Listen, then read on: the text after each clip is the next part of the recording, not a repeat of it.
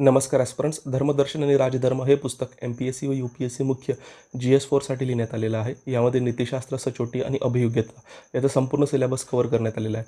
या पुस्तकाच्या short overview सीरीजमध्ये मी लेखक भूषण घोडके तुमचं स्वागत करतो. विद्यार्थी मित्रांनो, आपण विद्यार्थ्यांना एथिक्समध्ये तर गायडन्स प्रोव्हाइड करतोच, त्याचबरोबर इतिहास वैकल्पिक विषय असणार आहे. GS1मधला हिस्ट्रीचा पार्ट, त्याचमध्ये चालू घडामोडी, उत्तरलेखन आणि मेंटरशिप प्रोग्राम देखील आपण रन करत असतो. तर अधिक माहितीसाठी तुम्ही या दिलेल्या नंबरवर कॉन्टॅक्ट साधू शकतात. मित्रांनो, आतापर्यंत आपण ह्या बुकमधले 8 युनिट कव्हर केलेले आहेत आणि जे 9वं युनिट आहे आपल्या केस स्टडीज संदर्भातलं ते सुरू केलेलं आहे आणि त्याचा देखील एक अर्धा ओव्हरव्ह्यू आपण मागच्या व्हिडिओमध्ये बघितलेला आहे.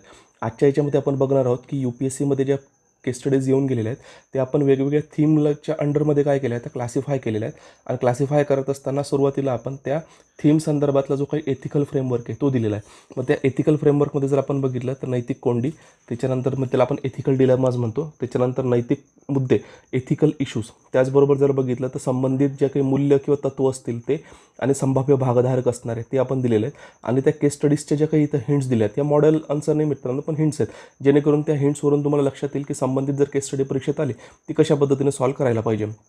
आता प्रत्येक केस स्टडीजमध्ये काय वेगवेगळे आयाम त्याच्यामध्ये येतात, पण आपण काय केलेलं आहे तर जास्त मुद्दे ज्या केस स्टडीजमध्ये असतील त्या संबंधित थीमच्या अंडरमध्ये आपण त्याला क्लासिफाय केले. दुसरा पॉईंट आपण याच्यामध्ये बघितलेला म्हणजे जी क्लासिफिकेशन दिले तर अभिवृत्तीबद्दल किंवा भावनिक बुद्ध्यांक असणारे त्या संदर्भात, त्याच्यानंतर सार्वजनिक क्षेत्रे, जास्तीत जास्त ज्या काही केस स्टडीज आहेत त्या सार्वजनिक क्षेत्रासंदर्भात आलेलं आहे. मग याच्यामध्ये पण हितसंबंधाचा संघर्ष असेल, त्याच्यानंतर त्यांचं जे ऑफिस असेल तर त्याचा मिसयूज असेल, त्याच्यानंतर पब्लिक सर्वंटची इंटिग्रिटी डिमांड करते. त्यानंतर जर आपण बघितलं तर प्रोफेशनल एथिक्स संदर्भातल्या ज्या काही केस स्टडी झालेल्या आहेत ते इथं बघू शकतात आणि त्याचे जे काही उत्तर आहेत म्हणजे हिंट्स आहेत ते आपण बॉक्समध्ये काय केले ते देऊ केलेले आहे.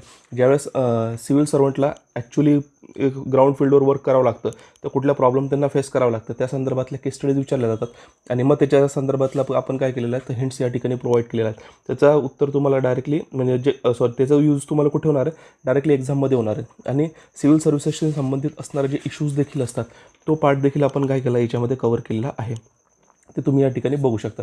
मग विसल ब्लोईंग करायचं असेल तर ते कधी करायला पाहिजे का नाही करायला पाहिजे, त्याच्यानंतर कार्यस्थळावरची जी नीतिमत्ता आहे ती काय सांगते.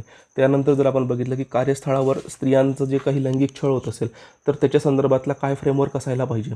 त्याच्यानंतर जर आपण बघितलं की सार्वजनिक निधीचा वापर करत असताना काही वेळेस मिसयूज केला जातो, मग ते वेगवेगळ्या केस स्टडीज थ्रू चेक करतात, मग त्याच्या संदर्भातले हिंट्स देखील आपण काय ते या ठिकाणी दिलेल्या आहेत, हे तुम्ही या ठिकाणी बघू शकतात. आणि बाकीतलं मिसलेनियस.